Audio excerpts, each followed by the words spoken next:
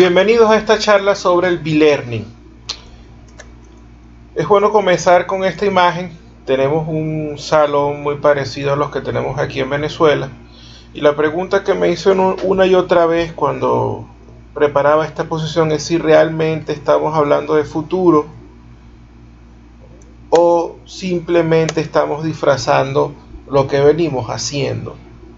Hay elementos importantes de lo que significa la incorporación del aprendizaje o el uso del aprendizaje mixto que no están siendo reconocidos por los docentes en el aula. El tema del aprendizaje colaborativo, el uso de las redes para la construcción de conocimiento de manera compartida, de manera reflexiva, son elementos que son ignorados prácticamente por los docentes y se quedan con el mismo propósito que perseguían cuando tenían una calculadora en las manos o tenían un buen libro en las manos, que es verificar que efectivamente la teoría funciona en abstracto, porque la teoría es importante en sí misma y no porque de alguna manera tiene un sentido más allá que trasciende y da significado e importancia a lo que estudias. En fin, esta exposición se va a concentrar en dos artículos. El primero de ellos, el aprendizaje combinado en cursos de matemáticas, perteneciente a esta revista que ven aquí arriba, muy bien posicionada según esa página web que ven allí, y es un archivo o es un paper, muy reciente, tiene apenas un año. Este artículo, examina el efecto de la pedagogía del aprendizaje combinado utilizando una plataforma Moodle para apoyar la instrucción tradicional. Dos variables son analizadas, el logro académico en función de los exámenes y una suerte de actitud matemática que, como veremos, es desglosada en estas 6 dimensiones, cada una con su alfa de Cronbach, que nos permite garantizar la coherencia y la validez de las escalas que aquí se presentan, ¿no? Por un lado tenemos la confianza en que soy capaz de aprender matemática, por otro el uso, la utilidad, el significado, la motivación para explorar, ¿no? Una actitud hacia el éxito y una actitud, qué relación tienen personas importantes para mí con la matemática, y finalmente un elemento que los investigadores les fascina cuando se trata de hablar de matemática, que es la ansiedad, ¿no? No hay investigador en educación, o mejor dicho, muchísimos investigadores en educación aprovechan o explotan sin piedad el tema de la ansiedad que genera la matemática en los estudiantes.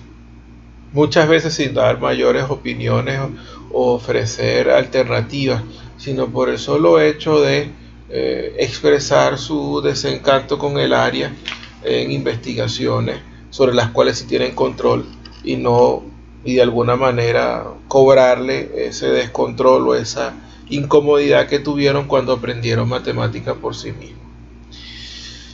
Aquí tienen las 6 dimensiones descritas con un poco más de precisión, ¿no? En cuanto al logro académico, son los exámenes que se aplicaron durante y al final.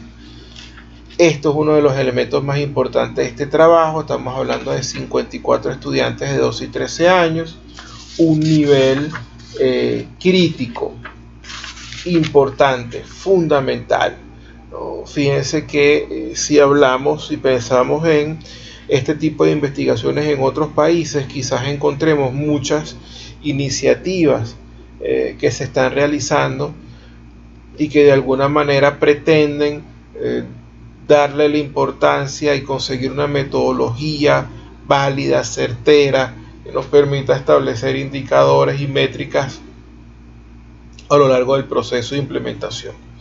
En Venezuela, cuando solo tenemos 17% de educación privada, entiéndase la educación con mejores posibilidades para incorporar tecnología y de esta manera favorecer el aprendizaje combinado, un 17% que en principio tienen entre comillas, la capacidad para adquirir equipos portátiles, teléfonos inteligentes, etcétera, computadoras en sus respectivos hogares, para ir avanzando de forma independiente o de forma acompañada con su docente, nos deja entonces un 83% del país como organizado, administrado por el Ministerio de Educación, con lo cual tenemos que reconocer que más del 80% del país tiene carencias importantes desde el punto de vista de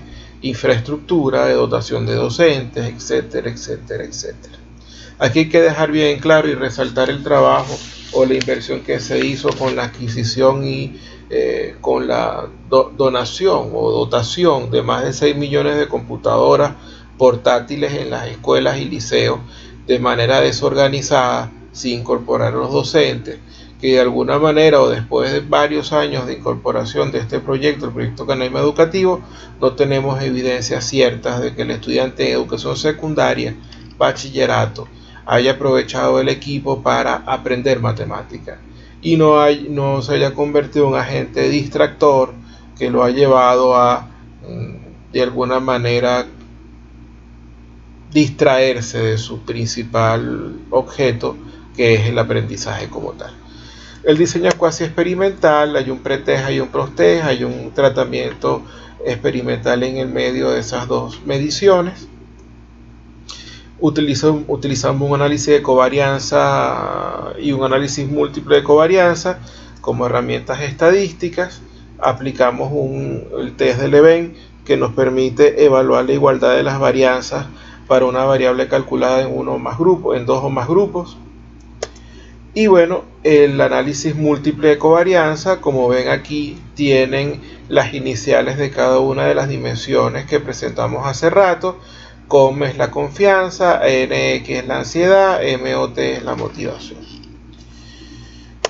Bueno, como era de esperarse, es prácticamente un descubrimiento seguro. La incorporación de elementos de educación digital, aprendizaje basado en plataformas como Moodle, redundan en un mejor rendimiento y una mejora en la actitud y en la motivación de los estudiantes, ¿no? Digamos que ese es un resultado prácticamente garantizado en este tipo de intervenciones. Otro trabajo sobre actitud de matemáticas se los dejo acá. También utilizan análisis de varianza y técnicas de regresión. ¿Cómo concluye este primer trabajo? Bueno, la aplicación del aprendizaje mixto mostró un efecto significativo en el rendimiento académico y un efecto significativamente positivo en la actitud hacia las matemáticas. Quizás acá es donde está el mayor reconocimiento que tiene el B-Learning en cuanto al aprendizaje o a la enseñanza en educación secundaria. Uno de los elementos más difíciles para el docente es el tema de la motivación. Bueno, porque requiere de casar o de vincular las expectativas, la experiencia previa, las emociones y una serie de elementos propios del estudiante con esas actividades que el docente ejecuta, que en principio deben favorecer el gusto o el trabajo independiente por parte del alumno. En pocas palabras, que lo motive. Es muy difícil conseguirlo, y conseguir esos elementos comunes en más de 25 estudiantes al mismo tiempo es muy difícil. No obstante, la era digital nos garantiza o nos facilita el trabajo cuando se trata de hablar de tecnología. En ese sentido, el B-Learning facilita eso, porque la tecnología definitivamente despierta la curiosidad de los estudiantes y facilita, cuando se administra de manera adecuada, el tema de hacer más independiente al estudiante en la búsqueda de su conocimiento. Y finalmente, otro elemento que es prácticamente seguro en este tipo de investigaciones es que se fortalece el aprendizaje colaborativo y el vínculo entre estudiantes y docentes. Vamos al segundo artículo, esta vez más está orientado a un público más adulto. Factores afectivos, y motivacionales del aprendizaje en cursos de matemática en línea. En este caso hablamos de estudiantes universitarios, una revista mejor posicionada según este ranking, y bueno, un artículo un poco más viejo, tiene ya casi 3 años. Examina el efecto de las emociones, la motivación de los procesos cognitivos. Las variables son esas: 72 estudiantes en cursos totalmente virtuales. Eso es otra gran diferencia, ¿no? Estamos hablando de cursos totalmente en línea, ¿no? Y bueno, el diseño de investigación es una regresión jerárquica multivariada de 3 pasos. Las preguntas y la forma en que se dividen o que identificamos las distintas dimensiones de cada una de estas variables. En el caso de la motivación, la autoeficacia y el valor intrínseco. En el caso de los factores afectivos, las emociones, los logros, el aburrimiento, la ansiedad, el gozo, la ira, la vergüenza. En el caso de los factores, los procesos cognitivos, las estrategias y la autorregulación. Y finalmente, cómo se vinculan estos entre sí. La metodología, bueno, se enviaron preguntas para medir la motivación, las emociones, los procesos cognitivos, y esas preguntas se enviaron vía correo electrónico. Los estudiantes las contestaron al final del semestre. Las variables son las que ya comentamos. Aquí es importante otra vez ver cómo el alfa de Cronbach es utilizado para garantizar que estas escalas son válidas, ¿no? Fíjense cómo cuando entendemos autoeficacia pensamos en la seguridad que tiene la persona de sí mismo para entender las ideas del curso. Una cosa llamada el valor intrínseco, o sea, que tiene que ver con ese placer propio de algunos por el aprendizaje de la matemática. Y digo algunos porque para muchas personas la matemática no está relacionada con placer, sino con disgusto. Luego, bueno, allí entran todas las emociones, el aburrimiento, el tema de la ansiedad, el disfrute cuando se hacen ejercicios y hay una retroalimentación positiva de parte del estudiante cuando descubre que va avanzando, y efectivamente ese avance es, no vamos a decir sencillo, pero es natural, ¿no? La rabia, la vergüenza, la pena, bueno, el orgullo, bueno, la desesperanza. Y entre las estrategias cognitivas y la autorregulación. Las limitaciones: el número de participantes es pequeño, las variables son esas 3, no se tomó en cuenta el conocimiento previo, lo cual es una seria deficiencia. Y bueno, sería útil utilizar medidas temporales a lo largo de todo el semestre y no al final, ¿no? Uno de los elementos que influyó en el tema de la molestia, por ejemplo, es que el curso en línea de matemática en algunos casos fue tomado de manera obligatoria porque la institución, esta escuela virtual sobre la cual se hizo la investigación, no ofreció algún curso que sí era de interés del estudiante y lo obligaba a tomar algún curso de matemáticas para cumplir con la matrícula o con alguna inscripción ya prefijada. Los hallazgos: el 13%, la motivación explicó aproximadamente el 13% de la varianza, y la autoeficacia fue el predictor individual más significativo para medir el rendimiento estudiantil. Sin embargo, cuando se agregaron las emociones, la proporción de varianza en el rendimiento estudiantil explicada por los predictores llegó al 37%, y la autoeficacia perdió su capacidad de ser un buen predictor. Con estos resultados de este par de artículos, hemos visto o estamos viviendo o estamos definiendo 2 formas de conocer o de entender, en el primer caso el B-Learning con el primer artículo, y en el segundo caso el E-Learning cuando estamos hablando de un aprendizaje totalmente en línea, ¿no? El segundo artículo habla de esa educación totalmente virtual, el E-Learning, y el primero habla sobre esta fusión de lo online y lo offline.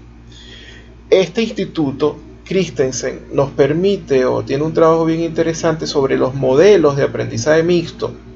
No los voy a explicar todos, creo que vale la pena hablar sobre ellos, leer un poquito más, y ellos tienen o han estado estudiando sobre métricas que son útiles a lo largo de la implementación del aprendizaje combinado, ¿no? Bueno, aquí están los distintos modelos: rotación por estación, rotación por laboratorios. En el caso de la rotación de estaciones, tenemos un profesor que lidera la instrucción, un tiempo en el cual los estudiantes trabajan de forma en línea, un profesor que rota o que flota a lo largo de todo el proceso, y unas actividades colaborativas que son la gran ausencia en muchas intervenciones de aprendizaje mixto o aprendizaje, de este aprendizaje B-Learning del que estamos hablando, ¿no? Mucho se queda en este par superior de estaciones, ¿no? Vaya, trabaje y venga. Pero el tema del trabajo colaborativo es una gran deuda. Vamos a pasar al aula invertida, porque creo que acá es un buen ejemplo de que estas ideas del B-Learning no son totalmente nuevas, sino que rescatan deseos de mucha antigüedad, como lo es el hecho de que un estudiante estudie en su casa. Estoy convencido que todos los profesores de matemáticas soñamos con el hecho de que los jóvenes estén en su hogar preparando el curso y que lleguen con las dudas solo para aprovechar el aula de clase para profundizar y lograr avanzar e ir mucho más allá de lo que se tenía previsto. Digamos que la idea es una idea natural, solo que el B-Learning la favorece porque incorpora elementos audiovisuales que facilitan el trabajo que realizan los estudiantes en sus hogares. Luego tenemos el flexible, a la carta, en fin, cada uno de ellos tiene características interesantes. Les invito a entrar en la página web y reflexionar sobre ello. Así pues, estamos afirmando, mucha gente afirma que el tiempo en línea más el tiempo face to face nos debería llevar un 100% de eficiencia, de éxito, ¿no? Ahora aquí vienen las preguntas con las cuales quiero que reflexionemos. ¿Estamos mejorando lo que hay o vamos más allá?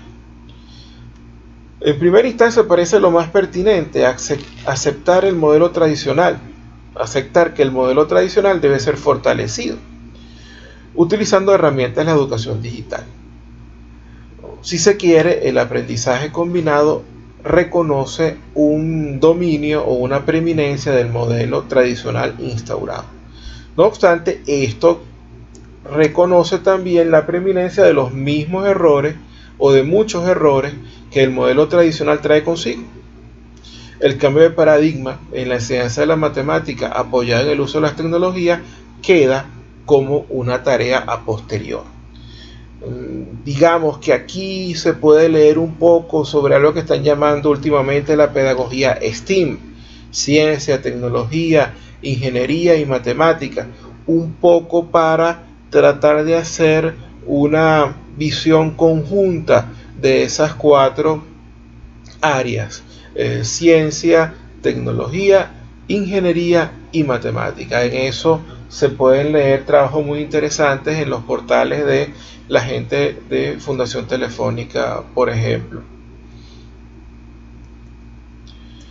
Entonces, bueno, cuando pensamos en paradigmas en la educación, es importante, bueno, primero uno pudiera preguntarse si efectivamente estamos bajo un paradigma o compartimos varios, si entendemos qué significa esa cosa a la que llamamos paradigma, ¿no? Si necesitamos impulsar alguno, rechazar otros, o si esta nueva cosa que están llamando el conectivismo se puede conocer o se puede reconocer como un paradigma, si es que le falta algo, si es que le sobra, o simplemente es un reacomodo de lo que teníamos en función de las oportunidades tecnológicas.